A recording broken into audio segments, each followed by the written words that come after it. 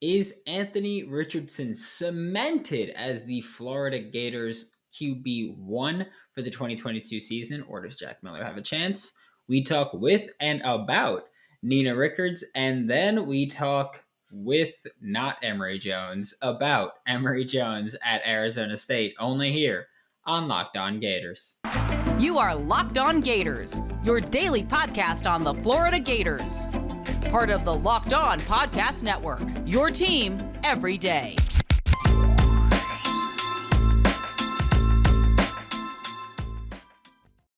Hello and welcome back to another episode of Locked On Gators, part of the Locked On Podcast Network, your team every day. Thanks for making Locked On Gators your first listen of the day. We're available daily and free wherever you listen to podcasts. Happy Tuesday. I'm Brandon Olson. Twitter's WNS_Brandon. Written work is with Whole Nine Sports. Just gonna ask you to like, subscribe wherever you're listening, leave a comment, review, whatever it is. Let me know how I can make the show better. Even DM me. I've been getting a few of those. I appreciate them. Thank you. We're talking about Anthony Richardson today because he has been someone that we've been talking about for a very long time now.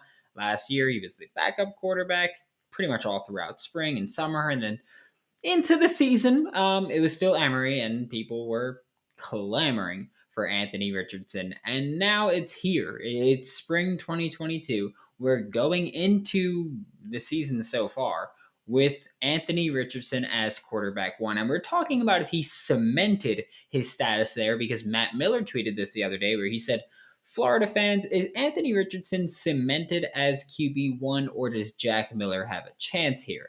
And the reason for that is obviously all of the draft hype around Anthony Richardson. You know, Todd McShay last week even had Anthony Richardson as a first round pick, as a first round quarterback. And we've seen that with Pro Football Focus, and we've seen that with CBS, and we've seen that with literally everybody that has put out a mock draft has had Anthony Richardson in the first round. We saw the same thing with Emory Jones last year.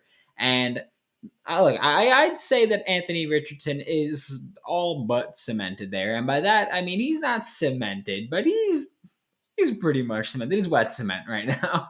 He is set as QB1, and I even responded to the tweet. You know, I think he's going to be the quarterback one. He's not a perfect player. He's not a perfect prospect, but he dominated spring ball this year, and I get it. You know, it's spring ball. You could take it with a grain of salt. You could take it with whatever you want. I don't care. But he dominated it. And the spring game, dominated. 34-0 is a massive win. And sure, maybe we could look at spring ball and we can say it wasn't necessarily Anthony Richardson being so dominant that cemented his status. It was that Anthony Richardson did kind of what we expected from Anthony Richardson, maybe a little bit above that. And Jack Miller III kinda didn't really show up in spring ball, mainly the spring game, but partially in spring ball as well. Because, you know, towards the end of spring camp, we were talking about it's Emory Jones as QB1. I mean, it's Emory Jones. It's Anthony Richardson as QB1. Spring camp last year, we were talking about Emory Jones. We were talking about Anthony Richardson as QB1 this year. And then we were talking about Carlos Del Rio Wilson and Jack Miller III kind of fighting for QB2 this year. So maybe it's more about what Jack Miller did, and that's what people are also concerning. And again, I get it still because we haven't started summer yet. It ain't the summer yet. So I get it. But unless things change dramatically in both the performances of Anthony Richardson and Jack Miller III, I don't see how Jack Miller III could change anything, because even if we see something change dramatically in how Jack Miller III practices, I don't know if he can eat up enough space to kind of take over Anthony Richardson's job, if that makes sense to you. It's just like Anthony Richardson would need to, talent wise, drop drastically, and Jack Miller would have to step up way above the talent level that he's played so far. And frankly, I don't see that happening right now. You know, we were talking about Jack Miller III, myself included, about he's an accurate guy. He's got a little bit of mobility, but not a ton. But he's an accurate passer. He can make all these plays and do all these things. And then spring ball came and the spring game came, and he kind of just didn't show that he was ready to do that yet. He's kind of still just someone where he's not a bazooka armed QB. And I don't think he played awful. I think it's a very good defense, and I think not enough people are accounting for the fact that he was using he was playing the Florida Gators defense, which too deep for Florida Gators, I think is still very good. I'm very high on this defense. So Jack Miller III couldn't really get things going against them. He made some plays here and there, but did nothing exceptional, really. But part of the hesitancy around draft media and why Matt Miller said, Florida fans, is Anthony Richardson cemented at QB1 or does Jack Miller have a chance there? Is because last year, that so much of the spring session of football in general after the draft was Emory Jones is a top 10 draft pick next year. Emory Jones is a potential QB1 in the draft next year. Emory Jones is this. Emory Jones is that. And then, how do I put this lightly?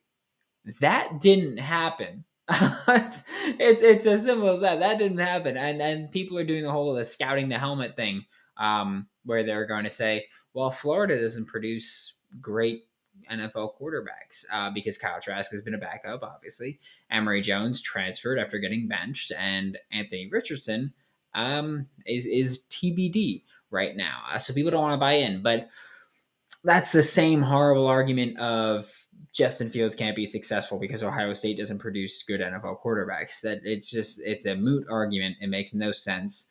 Um, there is no correlation between them. It's strictly coincidence. But I do think that the hype for Anthony Richardson is deserved. I think I've been saying for a while he's got the tools to be an elite quarterback at the next level as well. So I mean, but I kind of get the hesitancy when you go, well, Emory Jones was getting top 10 draft hype, and we're doing the same thing after he fizzled out. But I do think that Anthony Richardson is cemented as quarterback one this year. I think that the team loves him. I've told you before, what I was told before the season was that that the team wanted Anthony Richardson starting, but the coaching staff was committed to Emory Jones. So the team loves him. The team will play for him, and I mean he's the best option there. And Billy Napier wants to win football games immediately. So I will say that he's not cemented, but he's going to be QB1 at the start of the season. And then we're about to be joined by Nina Rickards, Florida Gators women's basketball guard, with the first half of what was an awesome interview. Which yeah, it was amazing. But first, a quick word from our sponsors. Joining me now is Nina Rickards, Florida Gators women's basketball guard, and you can find her on Instagram at ninarickards.15. Nina, just starting off today's interview, I want you to walk me through this past season a little bit because this was your third year in Gainesville. Your first two team had a combined 27 and 29 record, and then of course things happened, and Coach Finley took over as the interim head coach, and you went to the NCAA tournament. So, just what was that like for you? I must say it was an amazing experience. Me and my teammates, we faced a lot of adversity, and I think we do a good job, just capitalizing off of adversity. So in the beginning of the season, we all set goals, and making the tournament was one of those goals. And we just slowly but surely got there, and we're proud of our season. I mean, it didn't end the way we wanted it to, but it was definitely a turning point for us in our program, and it was just awesome. Just like being able to talk about things and actually going through with it in our actions. It was an awesome season for me and my teammates. Yeah, and then I mean, this season was obviously like you just said, awesome with Coach Finley in her first year, just taking this team on that insane run too, where you just beat like six top 25 teams Right. fairly, and it was awesome. But how awesome was it for Coach Finley to be given that permanent head coaching title at the end of the regular season? Honestly, I think she deserved it. The proof was out there. It was a lot of fans, catching on and asking when was she going to get the job. And I assumed it was coming. The work that she put in, the progress that we made on and off the court as a team, and her as the individual and a coach. So it was just well deserved for her, and I'm so proud of her and her accomplishments. As a first year head coach. Yeah, I mean, it was one of those things where I don't know how much media you all look at, but Kim Mulkey, the LSU head coach, even had one bit during an interview where my friend who works for LSU was like, "You need to watch what Kim Mulkey just said because she brought up Coach Finley." And she was like, look, like, I don't know her personally, like, I'm not putting up for her, but that she's a good coach. They got to hire her, or someone else is essentially just gonna throw the bag at her. So they were like she's gonna get paid somewhere. So it's awesome that she got that permanent head coaching title after the season. But just switching more towards an individual approach for you, you've got an interesting play style that I love.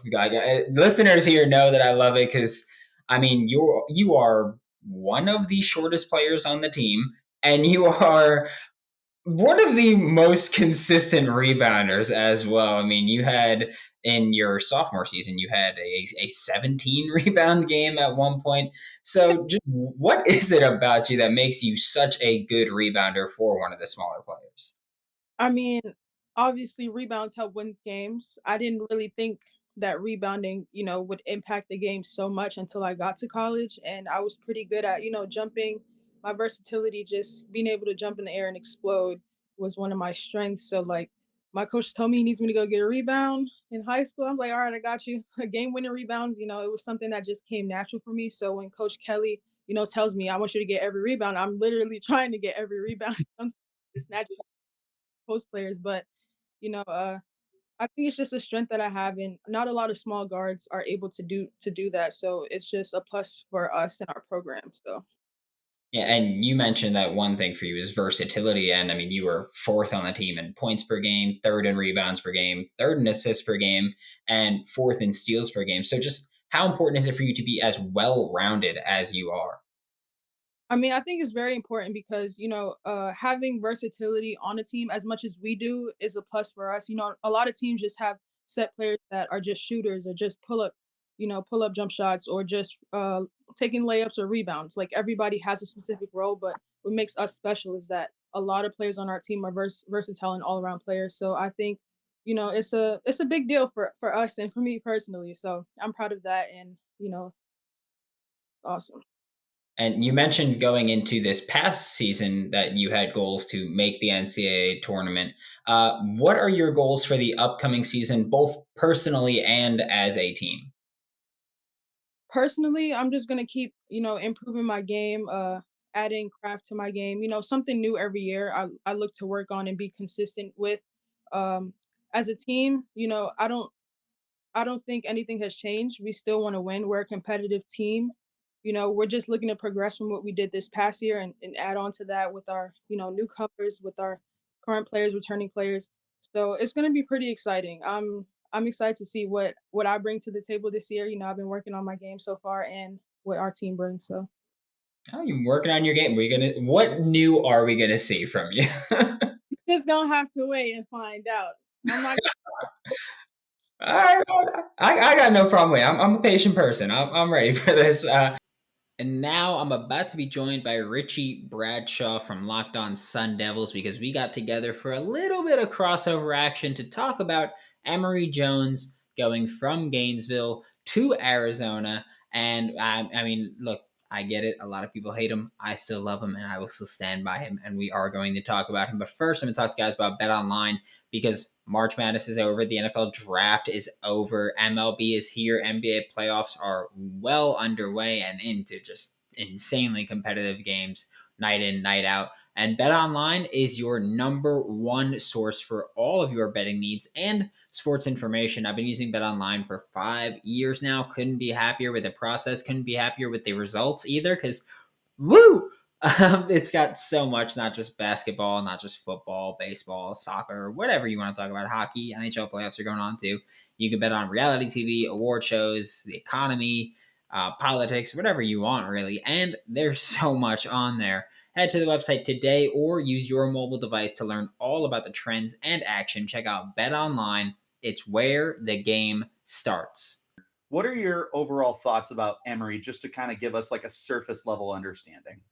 I think when we talk about Emery, just like stepping away from even Emery as a player right now, just talking about Emery as a person, you are getting a just phenomenal person in Arizona State. He is just awesome. Like I cannot express him. That's why I love him so much. Was he a fantastic quarterback for us? No, but he is just high character out the wazoo. He's an awesome guy. dealt with a lot at Florida. We have a fairly toxic fan base. And I mean, 90,000 people were booing him against Alabama, and he just brushed it off like it was nothing and came out against Alabama and played one of his better games of the season. And we're looking at him as a player. He's just one of those guys where he's not going to be the 5,000-yard passer, like you said, but he can operate an offense. He's relatively cool under pressure. He was actually excellent against the blitz this past season. When pressure hits home, obviously things happen, but when teams blitzed him, he did a phenomenal job. He's going to create plays out of nothing with his legs, which I think might be the most impressive thing about him. I mean, he led the team in rushing yards last season, so I think that goes to show that he is a very dynamic runner. He can create a chunk play out of absolutely nothing, and he's someone that, again, is just an awesome individual. Even when he left Florida, he said, "I want to go somewhere that will develop me better as a quarterback." So that seems to be his intent. He seems to be bought in on Arizona State, and if anybody could do it, again, it's going to be Emory. It's interesting that he's focused on becoming a next level quarterback, and I'm certainly here for it, but I'm wondering if Arizona State is the right team to get him there. I'm not totally sure, but I certainly hope we are.